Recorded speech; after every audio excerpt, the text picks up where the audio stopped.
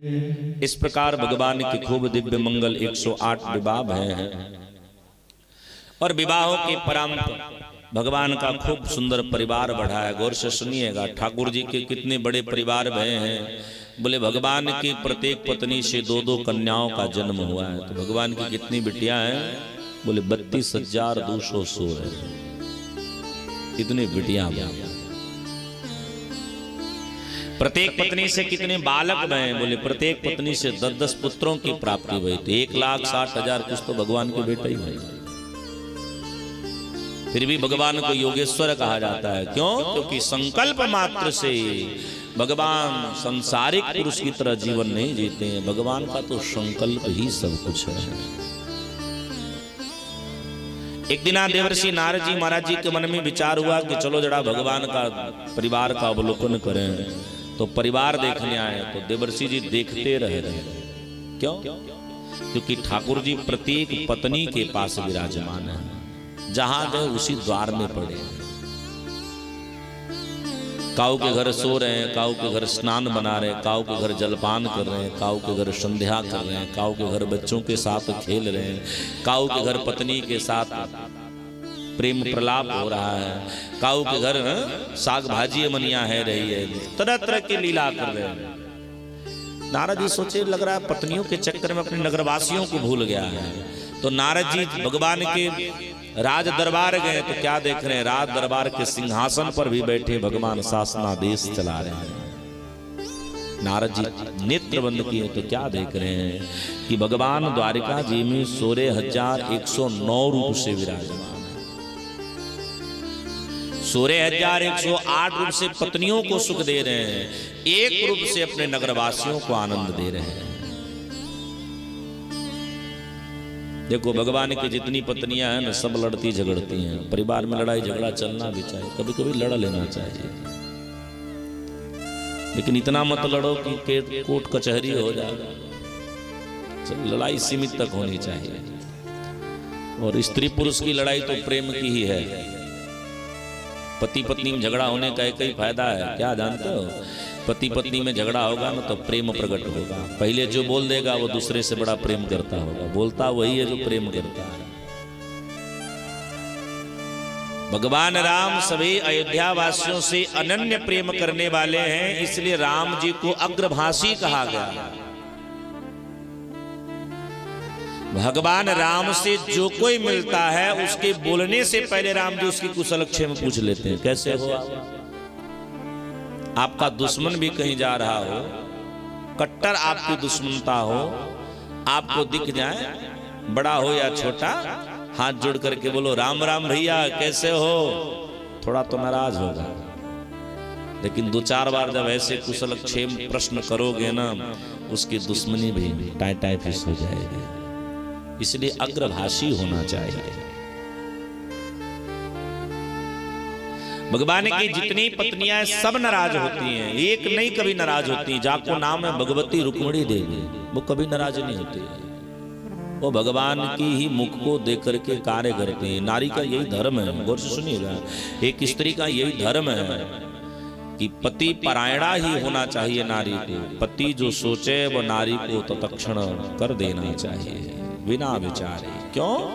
क्योंकि अपने पति में जैसा प्रेम करने वाली होगी। गौर से सुनना, लाख करवा चौथ आप व्रत करो, वो आजकल होता है ना करवा चौथ व्रत, लाख करवा चौथ व्रत कर लो, लेकिन पति के प्रति आपका प्रेम और सम्मान की भावना नहीं है तो सारा व्रत व्यर्थ है। इसलिए प्रेम व्रत तो तभी सफल है। अब हम एकादशी व्रत हो, भगवान के प्रति हमारा प्रेम ही न हो तो फिर काहे को व्रत भैया? चूंकि पति ही एक नारी के लिए सब कुछ है। शास्त्रों में उल्लेख है पतिर देवतार पतिर ब्रह्मम पतिर गुरु एव च। नारी के लिए देवता कौन है? पति। नारी के लिए भगवान कौन? बोले पति। इसलिए पति परायणा स्त्री को भगवान की आवश्यकता नहीं पड़ती है, भगवान को उसकी आवश्यकता पड़ती है। इसलिए नारी को पति परायणा होना चाहिए। भगवान रुक्मिणी जी को नाराज कराने के चक्कर में बड़ा मोल ले बैठे, क्योंकि रुक्मिणी मैया की हालत एकदम बेकार है गई है। तो भगवान रुक्मिणी जी से क्षमा मांगते हैं। मैया ने कहा महाराज प्राण ले लेना पर ऐसी मजाक कभी मत करना। भगवान आनंदित भय हैं और प्रद्युम्न जी के पुत्र श्रीमान अनिरुद्ध जी का विवाह भगवान अपने एक बाणासुर नामक दैत्य है, जाकी बिटिया है उषा देवी, उषा देवी के साथ भगवान कराते हैं।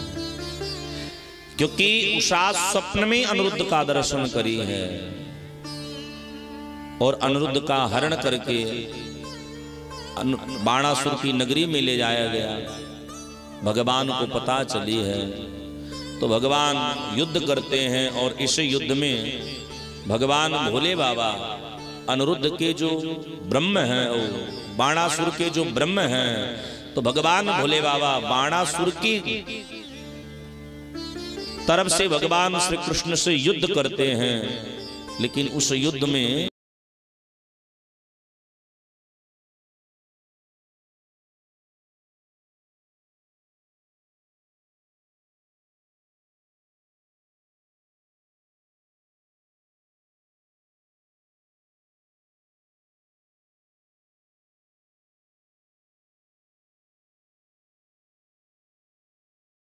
भगवान भोले बाबा आपको पराजित स्वीकार करते हैं।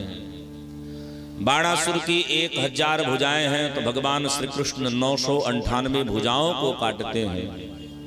तब बाणासुर को ज्ञात हुआ, क्योंकि यह बाणासुर को और नहीं, यह बाली का पुत्र है, बलि का पुत्र है। अपनी बिटिया का विवाह भगवान श्री कृष्ण के पुत्र के साथ करता है। भगवान प्रसन्नचित्त होकर के अपनी नगरी प्रवेश किया। भगवान क्रीड़ा करते हैं बच्चों के साथ।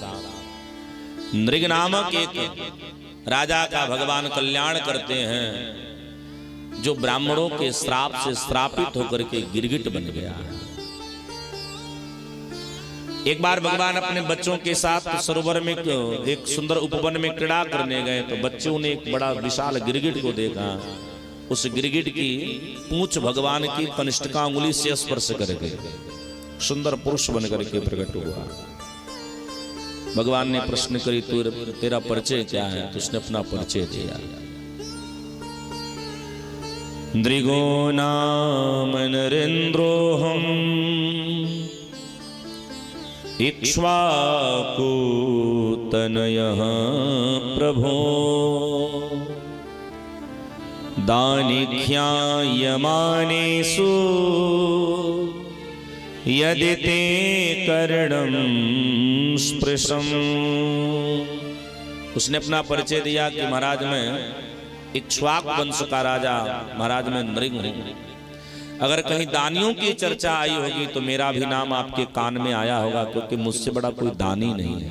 और से सुनिएगा, आजकल यह कहना कि मैंने दान कर दिया तो समझिएगा उसने दान किया ही नहीं।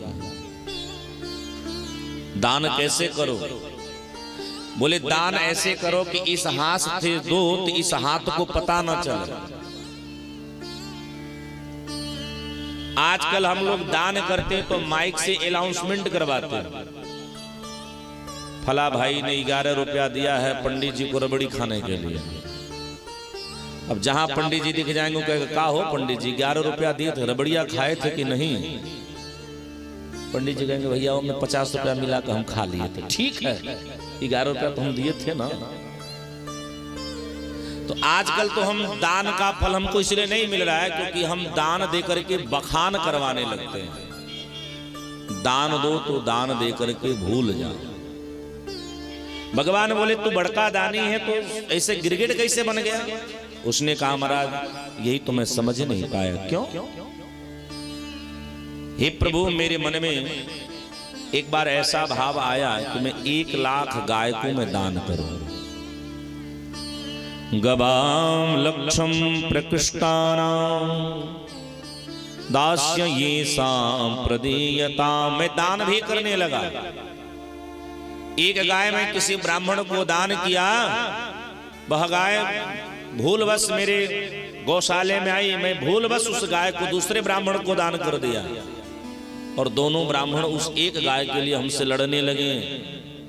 मैंने दोनों ब्राह्मणों का आगे हाथ जोड़ करके कहा कि महाराज आप लड़ो मत, एक यह गाय ले लो और एक इस गाय के बदले में 1 लाख गाय और ले लो, लेकिन आप लड़ो मत।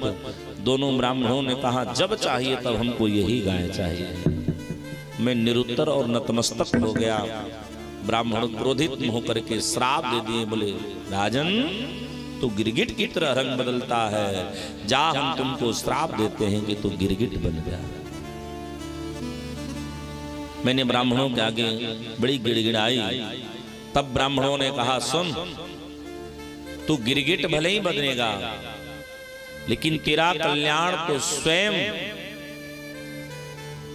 गायों की सेवा करने वाले भगवान गोविंद जब प्रकट होंगे तब वो तेरा कल्याण करेंगे। और सुखदेव जी महाराज कहते हैं कि बेटा परीक्षित, तब से लेकर के अब तक वह नृग भगवान श्री कृष्ण की प्रतीक्षा में रत था और भगवान आज उसका कल्याण करते हैं। नृग भगवान की मंगल मंगल स्तुति का गायन करता है। इधर श्री बलदाऊ जी महाराज कहाँ पधारे हैं। एक दिन बलदाऊ जी महाराज श्रीधाम वृंदावन आए हैं, तो एक बार भाव से बोले श्री वृंदावन धाम की। जैसे श्री बलदाऊ जी महाराज श्रीधाम वृंदावन आए हैं, ब्रजवासियों का एकदम भाव उमड़ गया। क्यों? क्योंकि ब्रजवासियों ने जैसे बलदाऊ जी को देखा, बचपन की सारी बातें याद आ गई। आज भी हम किसी मित्र से मिलते हैं ना, बड़ा आनंद आता है, हम सब कुछ भूल जाते हैं।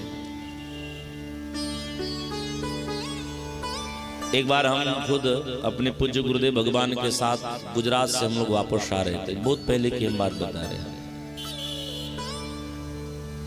मेरे बाल बड़े बड़े, दुबला पतला शरीर, गर्मी का महीना, श्री पर कोच का टिकट, एक चद्दर और एक नीचे धोती लपेट करके बस बैठे थे।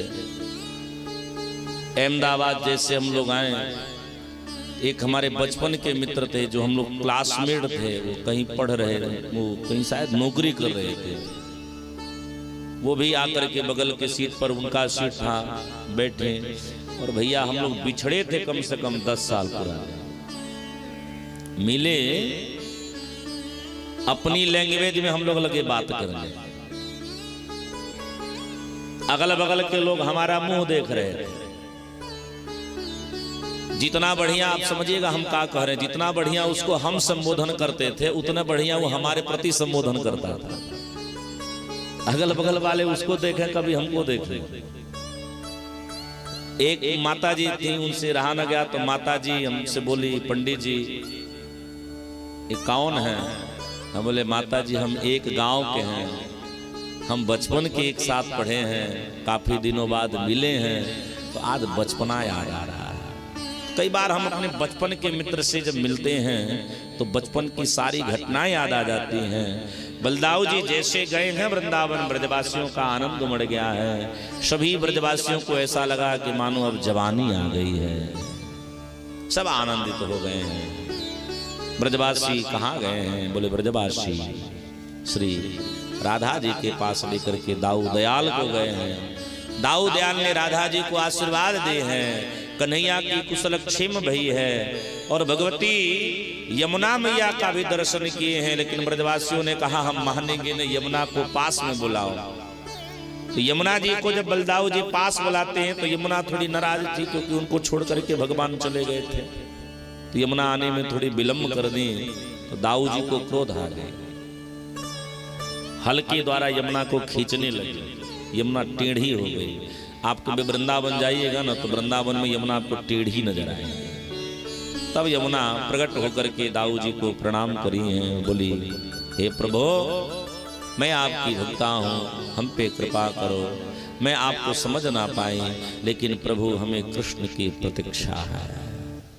राधा रानी भगवान श्री कृष्ण का स्मरण करती हैं, तो आओ हम सब भी ब्रजधाम को याद करें। मेरे साथ 2 भाव, बड़े भाव के साथ गाओ। मीठे रस से भरोड़ी राधा रानी लागे, महा रानी लागे, मोहे कारो कारो यमुना जी को पानी लागे। मोहे कारो कारो यमुना जी को पानी लागे। मीठे रस से भरोड़ी राधा रानी लागे, महारानी लागे। रस से भरोड़ी राधा रानी लागे, महारानी लागे। मोहे कारो कारो यमुना जी को पानी लागे। मोहे कारो कारो यमुना जी को पानी लागे।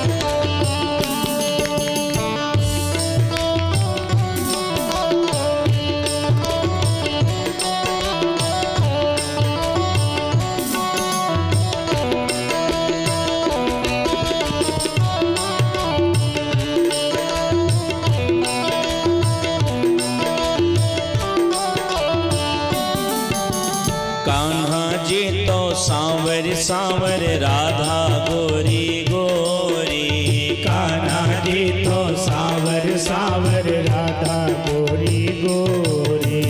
कान्हा जी तो सांवर सांवर राधा गोरी गोरी। कान्हा जी तो सांवर सांवर राधा गोरी गोरी।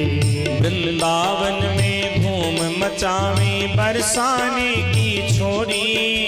वृंदावन में धूम मचावे बरसाने की छोड़ी। हाँ हाँ बरसाने की छोड़ी, हो बरसाने की छोड़ी। ब्रज धाम राधा जो की राजधानी लागे, महारानी लागे।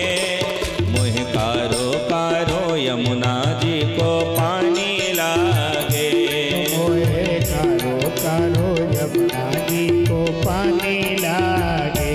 मीठे रस से भरोड़ी राधा रानी लागे, महारानी लागे। मोहे कारो कारो यमुना जी को पानी लागे। मोहे कारो कारो यमुना जी को पानी लागे। बलिहारी प्यारे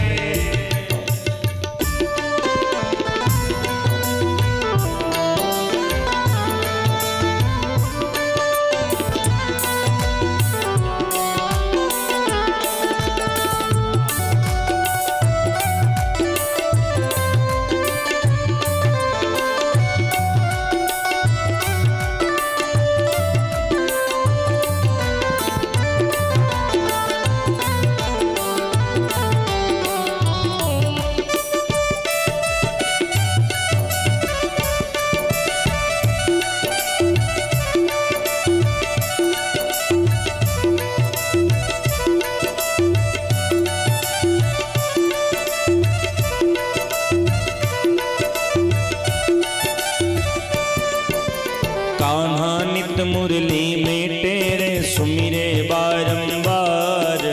कान्हा नित मुरली में तेरे सुमिरे बारंबार। कान्हा नित मुरली में तेरे सुमिरे बारंबार। कान्हा नित मुरली में तेरे सुमिरे बारंबार। कोटिन रूप धरे मन मोहन तौ न पावे पार। कोटिन रूप धरे मन मोहन तो न पावे पार। हाँ कोटिन रूप धरे मन मोहन तो न पावे पार। कोटिन पावे पार। रूप रंग की छबीली पटरानी लागे, महारानी लागे। राधे पारो यमुना जी को पानी लागे। वो मीठी रस से भरोली राधा रानी लागे, महारानी लागे। मोहे करो करो यमुना जी को पानी लागे। मोहे कारो कारो यमुना जी को पानी लागे। मोहे करो करो यमुना जी को पानी लागे। राधा राधा नाम रटत है जीनर आठों याम। राधा राधा नाम रटत है ये नर आठों याम।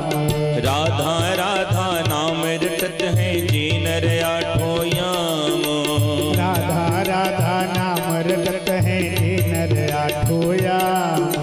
तिनकी बाधा दूर करत है राधा राधा नाम। तिनकी बाधा दूर करत है राधा राधा नाम। तिनकी बाधा दूर करत है राधा राधा नाम। तिनकी बाधा दूर करत है राधा राधा नाम। राधा नाम में सफल जिंदगानी लागे, महारानी लागे। मोहे कारो कारो यमुना जी को पानी लागे।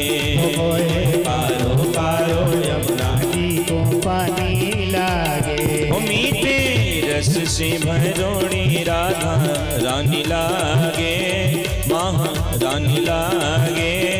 मोहे कारो कारो यमुना जी को पानी लागे। मोहे कारो कारो यमुना जी को पानी लागे। मोहे कारो कारो यमुना जी को पानी लागे। श्रीमान सुखदेव जी महाराज ने भगवती राधा मैया का दिव्य स्मरण किया है। भगवान की इधर एक शत्रु भय हैं जिनका नाम श्रीमान पौंड्रुक जी महाराज। एक बात गौर से सुनिएगा, जब तक पाम कोई पीछे से खींचने वाला न हो तो आगे बढ़ने का मजा आता नहीं है। इसलिए जो अपनी बुराई करने वाले हैं ना, तो इसलिए बुराई करते हैं क्योंकि आप में अच्छाइयां बहुत हैं और उनकी आंखें जल जाती हैं। इसलिए बुराई करने वालों को थोड़ा बहुत ज्यादा वो न करो, सम्मान दो, लेकिन जब सर पे चढ़ जाए तो डंडा भी मारो। हमारे यहाँ तो महात्माओं ने लिखा है कि निंदक नियरे राखिए आगन कुटी छबाए। आगन में रख दो निंदा करने वालों को, लेकिन जो तेरी निंदा करे, लेकिन जहां धर्म की निंदा पर बात आ जाए तो उसकी जीभ काट लीजिए, आंखों को निकाल लीजिए। भगवान के एक शत्रु वह हैं जाको नाम है पौंड्रुक जी महाराज, जो भगवान से वैर करते हैं, भगवान की बराबरी करते हैं। और भगवान ने पौंड्रुक जी महाराज जी का वध किया है। वध करके परम गति प्रदान कराई है। कारण क्योंकि अपने आप को वो वसुदेव मानते थे। इधर बलदाऊ जी महाराज एक दैत्य का वध करते हैं, बंदर का वध करते हैं, जाको नाम है द्विविद। द्विविद का वध हुआ। जामवंती के बालक हैं श्रीमान सांब जी महाराज, जिन सांब जी का विवाह बलदाऊ भैया के प्रिय शिष्य दुर्योधन की बिटिया के साथ हुआ है। और इस विवाह में दुर्योधन ने थोड़ी चालाकी दिखाई है, तो बलदाऊ जी को बड़ा क्रोध आया है। क्रोध के आवेश में आकर के दाऊ दयाल भैया उसकी हस्तिनापुर को डुबाना चाह रहे थे, पृथ्वी में पाताल लोक भेजना चाह रहे थे। लेकिन भगवान श्री कृष्ण यह कह के टाल दिए कि भैया जिस विवाह में हंसी मजाक न हो वो विवाह श्रेष्ठ नहीं होता, इसलिए विवाह में हंसी मजाक चलती है। एक समय की बात है ना कि हमारे पांडवों ने एक यज्ञ करना चाहा, जिस यज्ञ का नाम है राजसु यज्ञ। इस यज्ञ में आमंत्रित हैं भगवान श्री कृष्ण। भगवान श्री कृष्ण ने पांडवों से पूछा, यज्ञ तो आप करना चाह रहे हो, लेकिन एक बात बताओ, आपकी विजय की पताका कहां कहां फहरे, क्योंकि राजस्व यज्ञ करने का वही अधिकारी होता है शास्त्रगत, जिसके विजय की पताका 10 दिशाओं में लहरा रही है, वही यज्ञ करने का अधिकारी होता है। पांडवों ने कहा महाराज सब जगह फैल गई है, केवल मगध देश नहीं फैली है। क्यों? क्योंकि हम जरासंध को जीत नहीं पाए। भगवान मन में सोचते हैं कि जरासंध से पुराना हिसाब लेना है। तो भगवान श्री श्याम सुंदर अर्जुन और भीम को पंडित का रूप बना करके, अपने भी पंडित बन करके कहाँ पधारे? बोले जरासंध की नगरी पधारे। जरासंध का यह नित्य का नियम है कि जैसे सूर्योदय होता है, जरासंध के द्वार जो ब्राह्मण आकर के जो कुछ मांग लेता है, जरासंध हंसी हंसी उनको दे देता है। एक हमारे गुजरात में एक बड़ी सुंदर संत है, ये ज्यादा दिनों की कथा नहीं है, लगभग 250-300 वर्ष पहले की कथा है। आज भी उनकी प्रतिमा है और उनके यहाँ आज भी बड़ा भंडारा चलता है। कोई सेठ थे, उनका नाम विस्मृत मोर है, बड़े अद्भुत सेठ थे। उनका अपना एक नियम था कि जब वो दुकान खोलते थे ना, तो महात्माओं की जो उपयोगी सामग्री है वो सभी सामग्रियों को रखते थे। जो महात्मा आकर के मांग लेता था, एक महात्मा को वो दे देते थे, उसका पैसा नहीं लेते। तो उनका नित्य का नियम था। और वे दुकान में बैठे बैठे भजन करते थे। दुकान कब बंद कर देते थे? जहां कुछ सामग्रियां बीत गई और उनके रोजी की जितनी हो गई व्यवस्था, वो गिन करके तुरंत दुकान बंद कर लेते थे, बैठ करके भजन करने लगते। तो उसके बाद वो नहीं बेचते थे।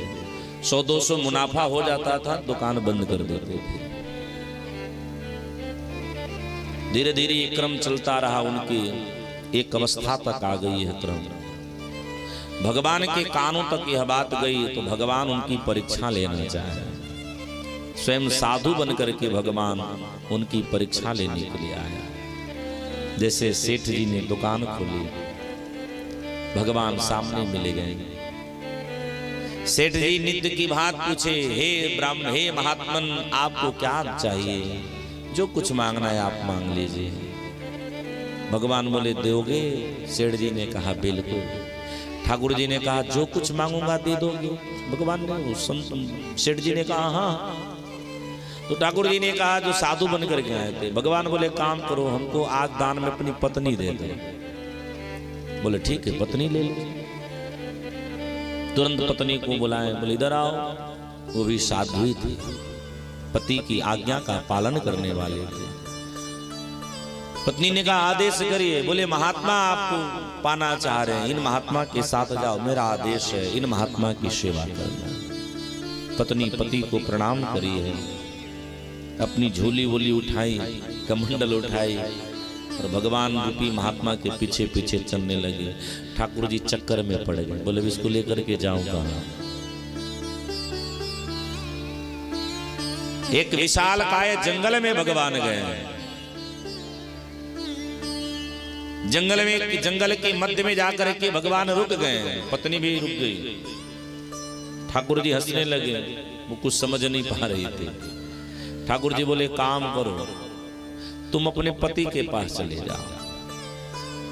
तो पत्नी ने कहा महाराज उन्होंने तो आपको सौंप दिया, अब आप ही हमारे पति स्वरूप हो, आप ही हमारे मालिक हो, मैं अब उनके पास कैसे जाऊं?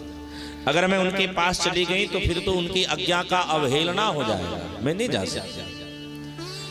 भगवान मन में सोच रहे इसको कैसे समझाऊं कि मैं तुमको ले जा नहीं सकता।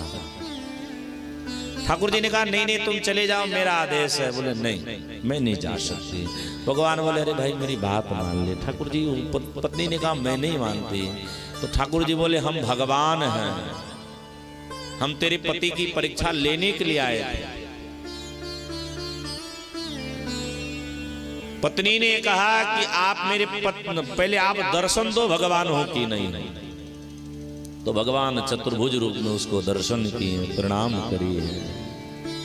बोले अब तो तुमको विश्वास हुआ। पत्नी ने कहा महाराज मैं जान गई कि आप भगवान हो, लेकिन मेरे पति को कैसे पता चलेगा, इसलिए चल के आप मेरे पति को भी दर्शन दीजिए और पति से कहिए कि आप हमको अब अपने पास रखो तभी मैं रहूंगी, नहीं तो मेरा तो और चकाचक लाभ हो गया, मैं तो आपके पीछे पीछे चलूंगी। ठाकुर जी आए हैं, सेठ जी का नाम है, सुमरण आया, सेठ जी का नाम है श्री जालाराम बापा जी। आज भी गुजरात में बहुत बड़ी सेवा होती है। भगवान जालाराम बापा जी के पास आए, जालाराम सेठ के पास आए। सेठ से बोले भैया अपनी पत्नी अपने पास रख लो। सेठ जी ने कहा महाराज मेरी पत्नी आपको कोई तकलीफ दी हो तो बताओ, मैं उसको समझा दूं। भगवान बोले नहीं नहीं हम तुम पे प्रसन्न है। बोले क्यों इतनी जल्दी प्रसन्न है, आप हो कौन? भगवान बोले भैया हम भगवान हैं। ठाकुर जी ने जालाराम जी को भी दर्शन दिया और ठाकुर जी ने आशीर्वाद दिया, यह कलयुग जब तक रहेगा हे जालाराम तेरा इसी तरह नाम रहेगा। जैसे मैं आज प्रसन्न होकर के जाता हूं, जा रहा हूं, उसी प्रकार तेरे द्वार से कभी कोई अप्रसन्न होकर के नहीं जाएगा, कोई खाली हाथ नहीं जाएगा। और तेरे घर में ये जो तेरी पत्नी है, मान मैं अपनी लक्ष्मी को देता जा रहा हूँ, क्योंकि मेरी पत्नी कुछ देर के लिए भई है, मैं अपनी लक्ष्मी को सौंप के जा रहा हूँ। जब तक यह पृथ्वी रहेगी तेरे घर से कभी धन की कमी नहीं होगी। जालाराम ट्रस्ट के ट्रस्टी हैं, जो हमारे महाराज जी के शिष्य हैं, हमारे गुरुजी के शिष्य हैं। एक बार हम लोगों ने उनसे पूछा कि महाराज उनके यहाँ, क्योंकि उनके यहाँ दान जो जाता है ना, अगर आपने पत्र पे अपना नाम लिख के भेज दिया, आप अरबों रुपया क्यों नहीं दोगे, वहां लिया नहीं जाएगा, वहां केवल गुप्त दान ही चलता है। महाराज जी ने एक बार पूछा कि ये लगभग 19-20 की हम बात बता रहे, एक बार महाराज जी ने पूछा कि दान खजाना कब तक भरा है, कितने वर्ष तक भरेगा? तो उन्होंने कहा महाराज, उस समय बताया कि महाराज 5 साल तक के लिए एकदम कोटा पूरा है, 5 साल बाद ही कोई देगा तो उसका नंबर लगाया जाएगा। लक्ष्मी कितनी कृपा है। यहाँ भगवान भी ब्राह्मण बन करके गए जरासंध की नगरी। जैसे सूर्योदय हुआ है, जरासंध ने 3 ब्राह्मणों को देखा, जरासंध प्रसन्न हो गया और जरासंध ने ब्राह्मणों को प्रार्थना करी है, प्रणाम करी है। ब्राह्मणों से कहता है कि जीवताम ब्राह्मणार्थाय पुण्यरवर्थ छत्रो बंधुना। हे भैया आपको क्या चाहिए कहो मैं दे दूं। भगवान कहते जो मांगूंगा सो दोगे। जरासंध ने कहा बिल्कुल दूंगा। भगवान बोले काम करो, हमको तो दान में आज युद्ध दे दो, द्वंद्व युद्ध देना। हम तीनों में से तुम किसी से भी लड़ सकते हो। जरासंध ने कहा तुम पहली बात पंडित नहीं हो, क्योंकि पंडित लड़ाई नहीं मांगता है। ब्राह्मण का तो एक ही बस कर्म है, सर्वे भवन्तु सुखिनः सर्वे सन्तु निरामया सर्वे भद्राणि पश्यन्तु मां कश्चित् दुःख भाग भवेत्। ब्राह्मण का यही मंत्र है। एक बात सुनिएगा, जो लोग ब्राह्मण को गाली देते हैं ना, उनको तो ये ध्यान में रखना चाहिए।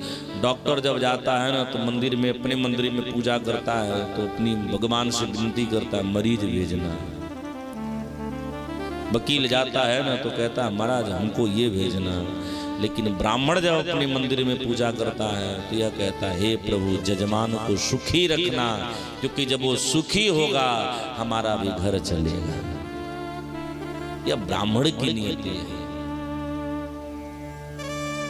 ब्राह्मण समस्त समाज को सुख देखना चाहता है, सुखमय देखना चाहता है, क्योंकि ब्राह्मण को यह भली भात पता है जब समाज सुखमय होगा तो मैं भी सुख से रहूंगा। हम ब्राह्मण को दे क्या देते हैं? आपके घर कोई ब्राह्मण आया, 2-4-5 घंटा मेहनत किया, वेद का पाठ किया, कितना आपको आशीर्वाद देता है, पूरा आपको आशीर्वाद दे देता है। आप उसे 1000-500 देते हो तो ब्राह्मण आपको लूट रहा है। ब्राह्मण आपको लूट नहीं रहा है, क्योंकि दुनिया में से कोई जजमान पैदा नहीं हुआ है जो जजमान ब्राह्मण के अनुसार उसको दक्षिणा दे सके। वेद मंत्र की दक्षिणा कोई दे नहीं सकता है, क्योंकि वेद मंत्र के एक एक श्लोक, एक एक मंत्र, एक एक अक्षर की दक्षिणा का कोई वर्णन कर नहीं सकता है। भगवान को देखकर उसने कहा तुम ब्राह्मण नहीं हो, क्योंकि ब्राह्मण युद्ध नहीं मांगता है, ब्राह्मण तो आशीर्वाद देता है। ठाकुर जी, क्योंकि जरासंध बोला कि हम वचन दे चुके हैं तो लड़ेंगे जरूर, लेकिन मैं देखना चाह रहा हूं कि मुझे छल कौन रहा है। तीनों अपने वास्तविक रूप में प्रकट भय हैं। जरासंध ने कहा कन्हैया मैं तो तुमसे लड़ नहीं सकता, क्यों? क्योंकि मैंने तुझको हरा दिया है, और मैं एक बार जिसको हरा देता हूं मैं उससे कभी लड़ता नहीं हूं। भीम मेरे बराबर है, मैं भीम से युद्ध कर सकता हूं। भीम से युद्ध आरंभ ही है, और उस दिन भीम को इतना पीटा क्योंकि भीम को अपने बल का अहंकार हो गया था। भीम को इतना पीटा कि भीम की एक एक नसें ढीली है गई। तो भीम बोले कन्हैया बहुत पीट रहा है, मैं कल भाग जाऊंगा। भगवान बोले काम करो, लड़ना तो कल हमारे तरफ देख करके लड़ना। तो जैसे युद्ध आरंभ हुई, ठाकुर जी ने एक लकड़ी ली ऐसे तोड़ दी है, दायां बाएं फेंकी है, बायां दाएं फेंकी है। भीम दादा समझ गए। एक पादम पदाक्रम्य दौर्भ्यामन्यं प्रगृह्य सः गुदता पाटयामाश शाखामिव महागजा। जैसे हाथी जब कभी क्रोधित होता है तो करता क्या है, बोले हथवान को या किसी मनुष्य को एक पांव से पकड़ करके सूंड से उसको फाड़ देता है। आज इसी प्रकार भीम दादा उसकी दोनों पांव को पकड़ करके बीच से फाड़े हैं, और एक भाग विपरीत दिशा में ऐसे फेंकते हैं, और फेंक करके उसकी मुकुट को लाया गया है, और यही यज्ञ हुआ है। इसी यज्ञ में, यही यज्ञ कारण बना है महाभारत का। क्योंकि इसी यज्ञ में, गौर से सुनिएगा, किसी की कमजोरी को देख करके आपको हंसना नहीं चाहिए, क्योंकि आज व्यक्ति कमजोर है, समय बड़ा बलवान होता है, कभी उसका समय मजबूत हो गया तो आप कमजोर हो जाओगे, फिर वो आपको देख करके हंसेगा। इसलिए नीति कहते हैं कोई अगर गरीब हो ना तो उसकी गरीबी का मजाक मत उड़ाओ, क्योंकि समय बदलते देर नहीं लगता है। कभी बादल आसमान में छाए रहते हैं ना, तो बीच का सूरज, मध्य दिवस का सूरज एकदम डूब जाता है, तो बादल को बलिष्ठ नहीं होना चाहिए, क्योंकि क्षण भर के लिए डूबा है, निकलेगा तो उजाला लेकर के पुनः आएगा। इसी यज्ञ में द्रौपदी ने दुर्योधन की मजाक उड़ा दी। हुआ यह, एक बार दुर्योधन चल रहा था,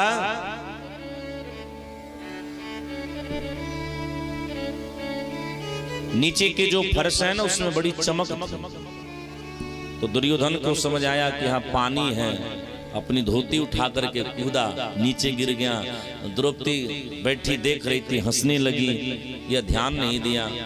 आगे गया तो सचमुच का पानी था। उसने सोचा हो सकता पिछला वाला कर्म हो, निडर होकर के जा रहा था, उसकी धोती गीली हो गई। चारों तरफ देखने लगा, द्रौपदी हंस करके बोली, पता चल गया कि अंधे का बेटा अंधा ही होता है। और यही एक उपहास महाभारत के युद्ध का कारण बना है। भगवान ने इनके यज्ञ की रक्षा करी है। सुखदेव जी महाराज कहते हैं कि बेटा परीक्षित, भगवान को प्राप्त करने के लिए सर्वश्रेष्ठ क्या है? बोले भगवान को प्राप्त करने के लिए बस मन ही सर्वश्रेष्ठ है, क्योंकि जिसका मन श्रेष्ठ होता है भगवान उसको अवश्य प्राप्त हो जाते हैं। इसलिए मन को सर्वश्रेष्ठ बनाओ। भगवान को प्राप्त करने के लिए धन की आवश्यकता बहुत नहीं है, भगवान को प्राप्त करने के लिए सुंदर शरीर की आवश्यकता नहीं है, भगवान को प्राप्त करने के लिए भैया बड़े सुंदर कपड़े की आवश्यकता नहीं है, भगवान को प्राप्त करने के लिए भैया उच्च कुल की आवश्यकता नहीं है। भगवान को तो प्राप्त करने के लिए केवल श्रेष्ठ मन की आवश्यकता है, क्योंकि जिसका मन श्रेष्ठ होता है भगवान सबसे पहले उसी को मिलते हैं। सुखदेव जी ने कहा बेटा मन को श्रेष्ठ बना। एक बड़ी दृष्टांत सुनाई है। जो भागवत जी की सबसे महत्वपूर्ण दृष्टांत है। आओ इस दृष्टांत को श्रवण से पहले हम ठाकुर जी का स्मरण करें और भाव के साथ सब गाइए। राम नाम सुखदाई भजन करो भाई, ये मेला 2 दिन का। राम नाम सुखदाई भजन करो भाई, ये मेला 2 दिन का। राम नाम सुखदाई भजन करो भाई, ये मेला 2 दिन का।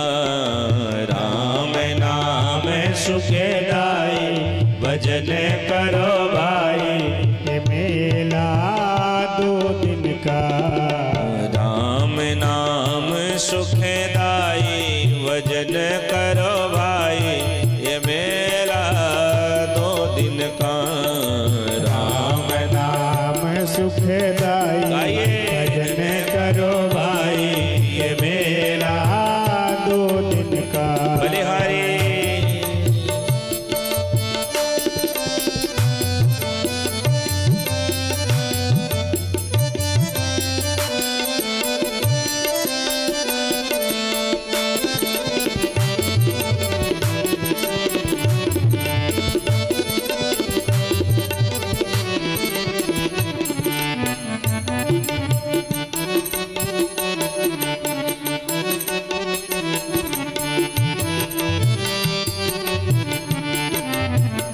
हरि हरि।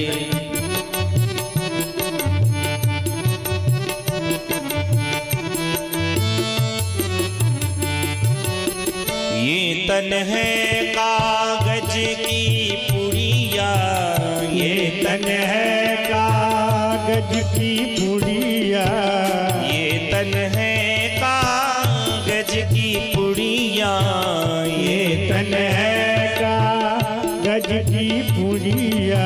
हवा चले उड़ जाए भजन करो भाई, ये मेला 2 दिन का। राम नाम सुखदाई भजन करो भाई, ये मेला 2 दिन का। हरि नाम सुखदाई भजन करो भाई, ये मेला 2 दिन का। हरि नाम सुखदाई भजन करो भाई, ये मेला 2 दिन का।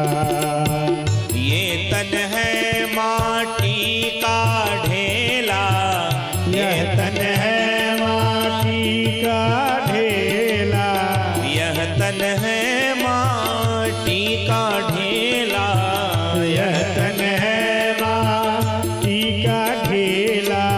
उसे बड़े गल जाए भजन करो भाई, राधे। मेला 2 दिन का। राम नाम सुखदाई भजन करो भाई, ये मेरा 2 दिन का।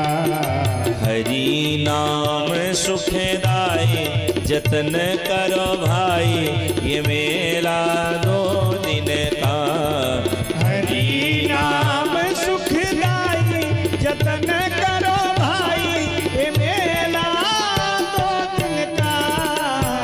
राम नाम सुखदाई भजन करो भाई, ये मेला 2 दिन का।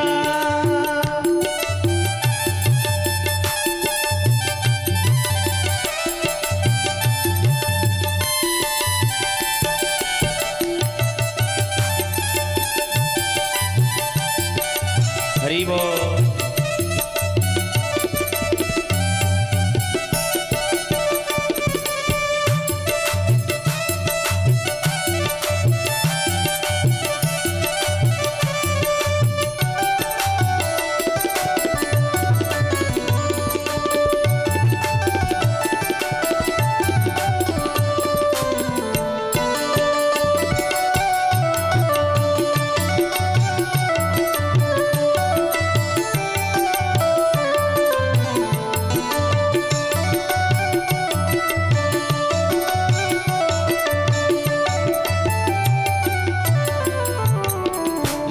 तन है जंगल की लकड़ी, यह तन है जंगल की लकड़ी, ये तन है जंगल की लकड़ी, ये तन है जंगल की लकड़ी। आगे लगे जल जाई भजन करा भाई, ये मेला 2 दिन का।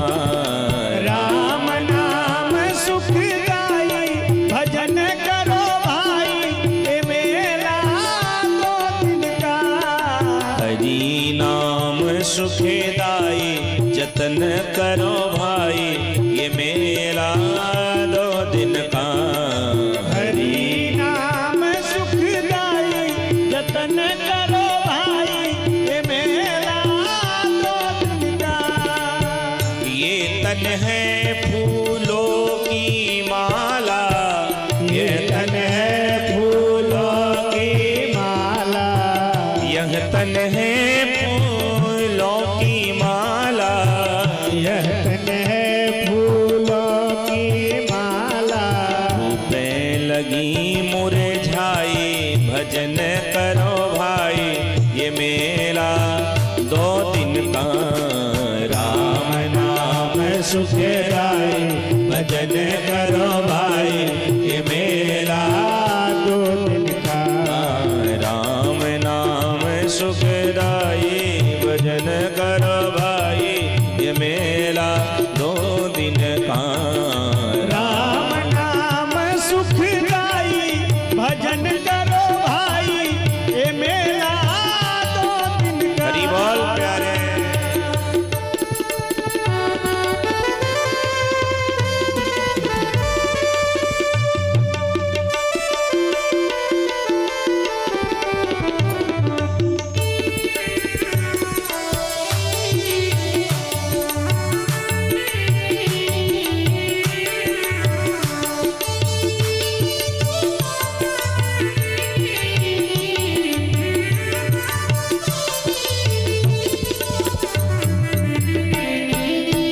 हीरार है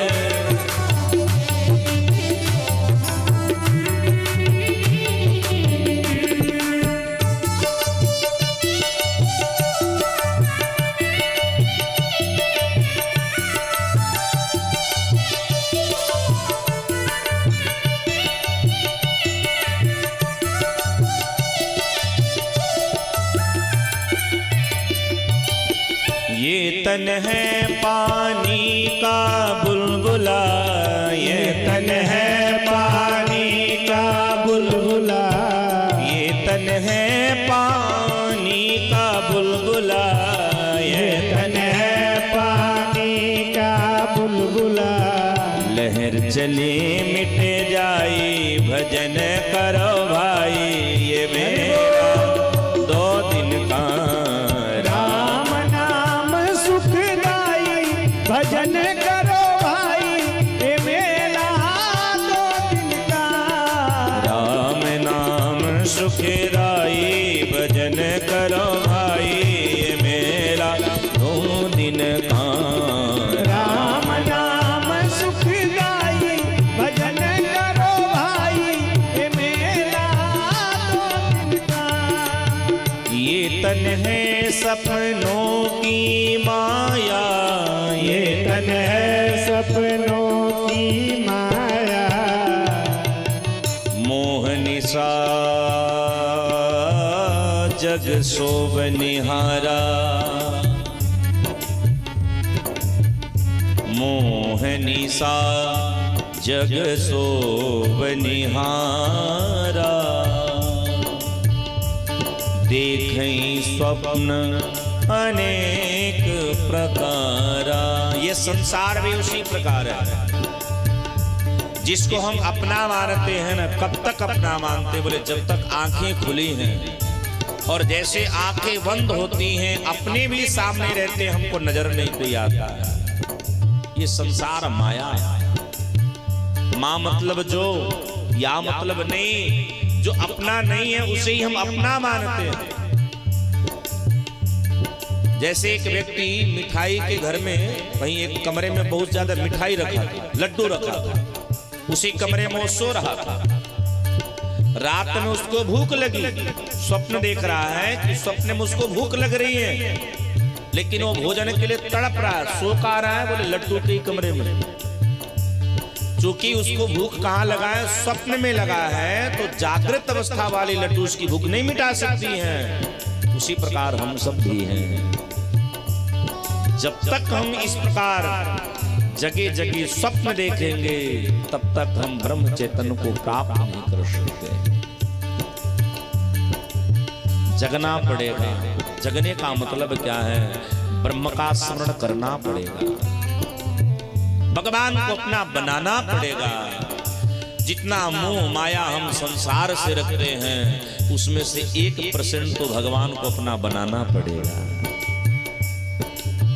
यह तन है सपनों की माया, यह तन है सपनों की माया, यह तन है सपनों की माया, यह तन है सपनों की माया। आँख खुले ढल जाए, भजन करो भाई, ये मेला 2 दिन का। राम नाम सुखदाई, भजन करो भाई, ये मेला 2 दिन का। हरि नाम सुखदाई, जतन करो भाई, ये मेला 2 दिन का। हरि नाम सुखदाई, भजन करो भाई, ये मेला 2 दिन का। ये मेला 2 दिन का, ये मेला 2 दिन का, ये मेला 2 पल का, ये मेला 2 पल का। इसलिए साधक कहते हैं कि भगवान से प्रेम करो। धन भगवान को देखो, धन से भगवान को पाया नहीं जा सकता है। धन से भगवान की केवल तस्वीर लाई जा सकती है। भगवान को तो प्राप्त करने के लिए मन श्रेष्ठ होना चाहिए।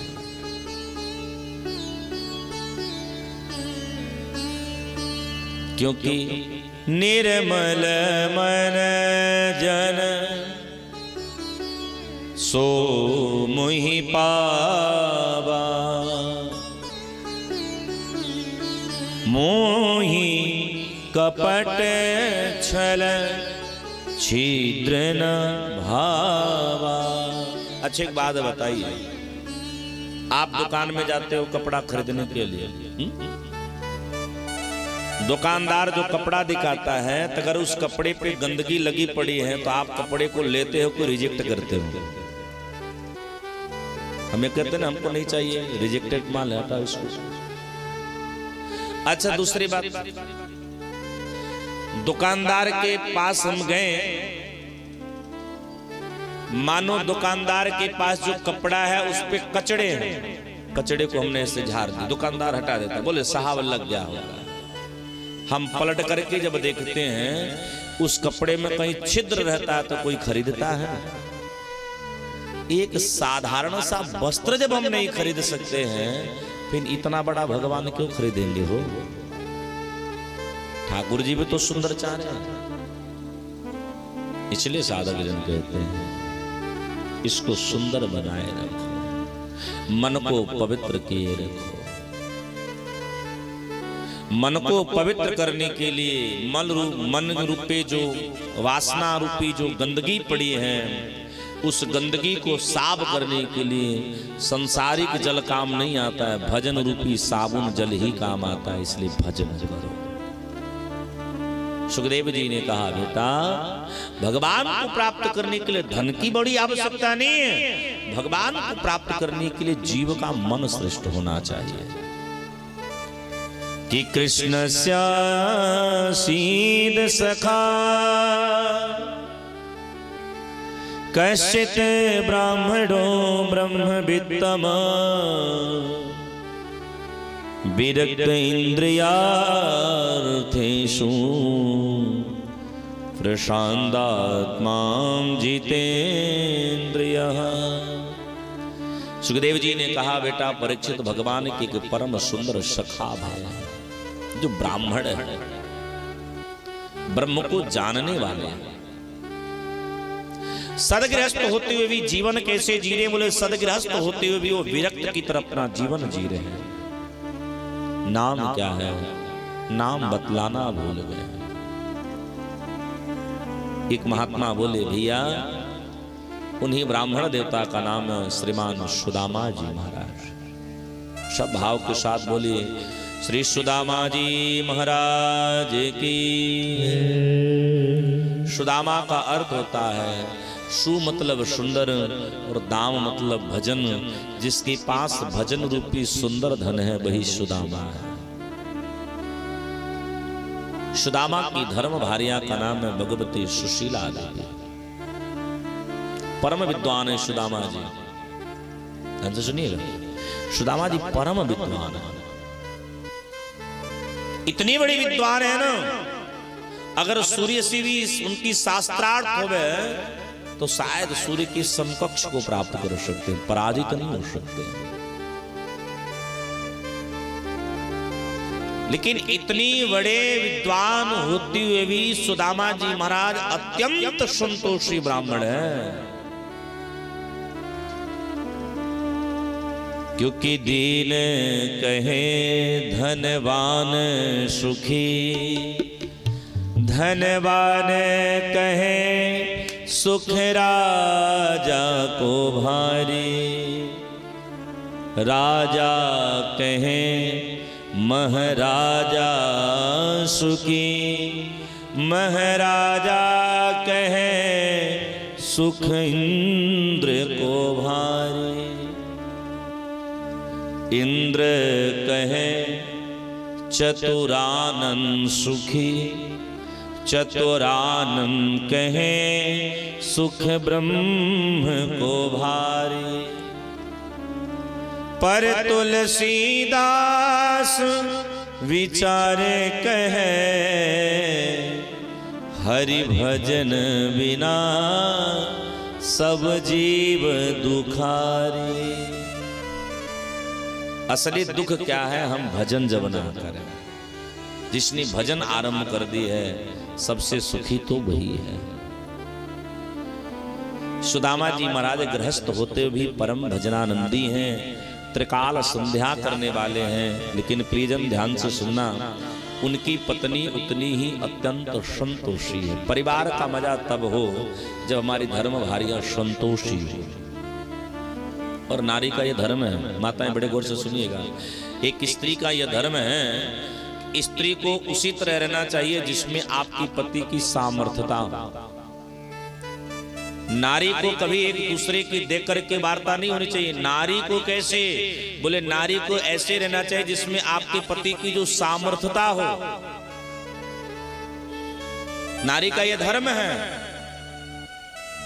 सुशीला जी जानती हैं कि हमारे पति अत्यंत संतोषी हैं, इसलिए सुशीला जी कुछ भगवान से अपने पति से कुछ विशेष याचना नहीं करती हैं, लेकिन मां है बंधु। सुदामा जी के घर में इतना गरीबी है ना, इतना गरीबी है, एक बार भोजन बन जाता है ना तो अगले कितने दिन तक बनेगा नहीं इसकी गारंटी नहीं है।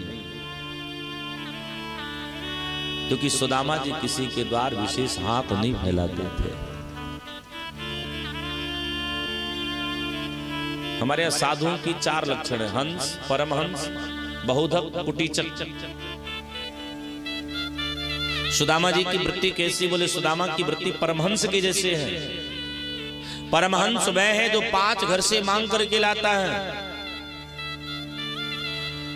श्री सुदामा जी महाराज 5 घर जाते थे, कब तक खड़े रहते थे? 5 घर खड़े होकर के वेद मंत्र का पाठ करते थे। बोले कब तक? बोले जब तक एक गाय का दोहन होता हो उतने समय तक खड़े रहते थे।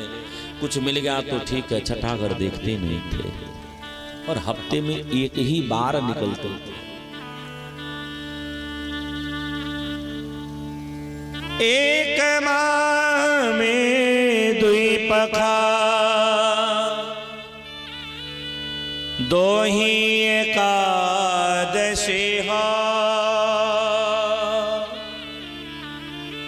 मेरे घर है प्रभु